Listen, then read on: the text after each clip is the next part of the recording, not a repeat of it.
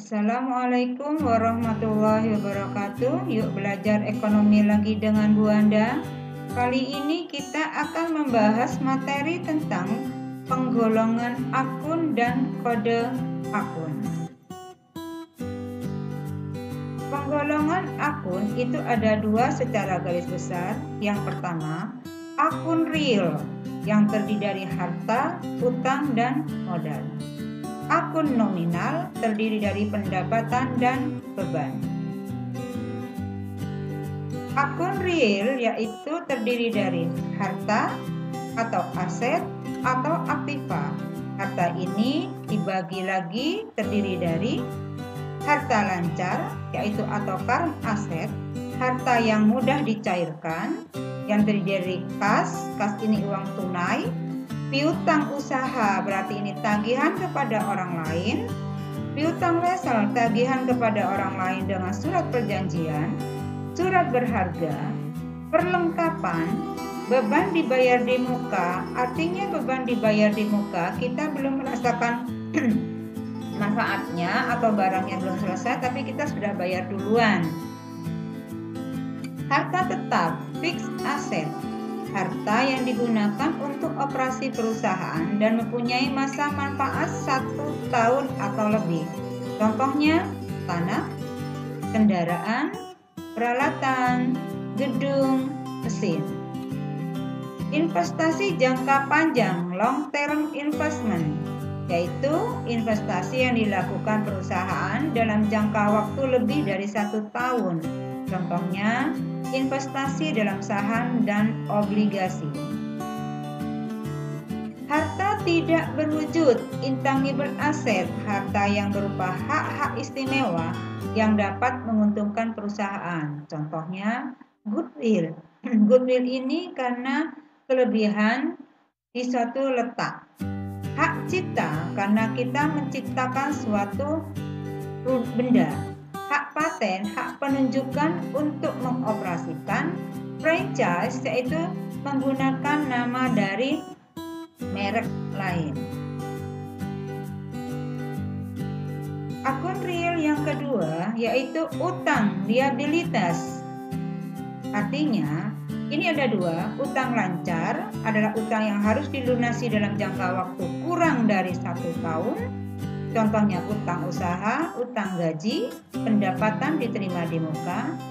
Yang kedua adalah utang jangka panjang. Utang kepada pihak lain atau kreditur yang harus dilunasi dalam jangka waktu lebih dari 1 tahun. Berikutnya adalah modal atau equity. Bagian dari pemilik atas kekayaan perusahaan pada saat pencatatan atas modal harus diikuti dengan nama pemiliknya. Akun nominal ini ada dua, yaitu pendapatan, hasil yang diterima perusahaan atas kegiatan usahanya.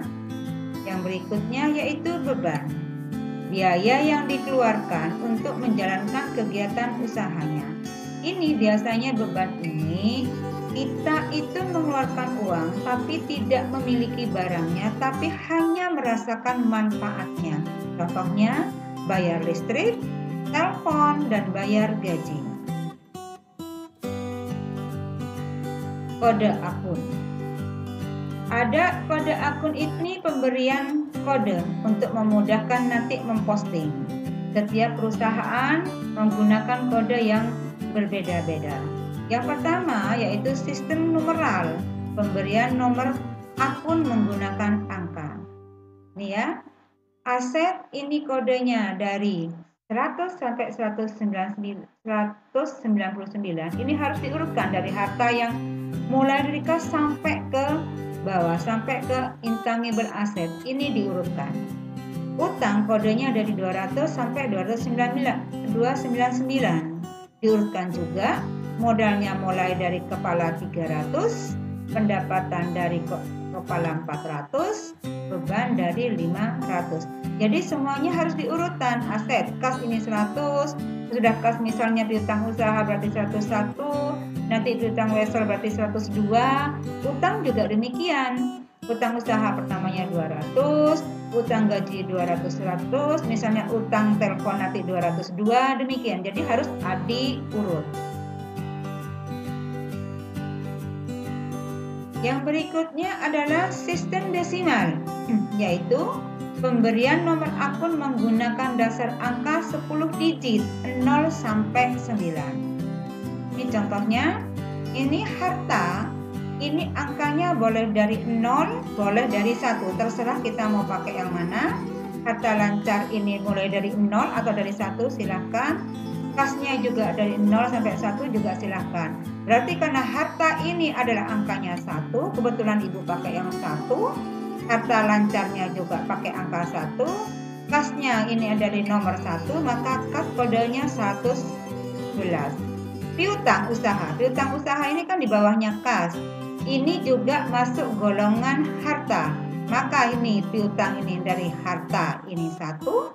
Harta lancar, piutang karena merupakan harta lancar juga 1. Urutannya nomor 2. Harta tetap. Contohnya harta tetap, contohnya tanah. Tanah ini masuk golongan harta, berarti ini 1.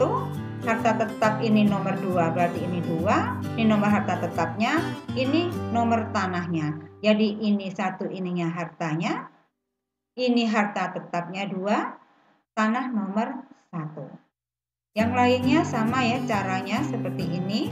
Kalian bisa lihat lagi, ini utang lancar, utang di nomor 2, utang usaha. Ini adalah dari utangnya 2, 1 ini dari utang lancarnya, 1 yang di belakang ini dari utang usahanya.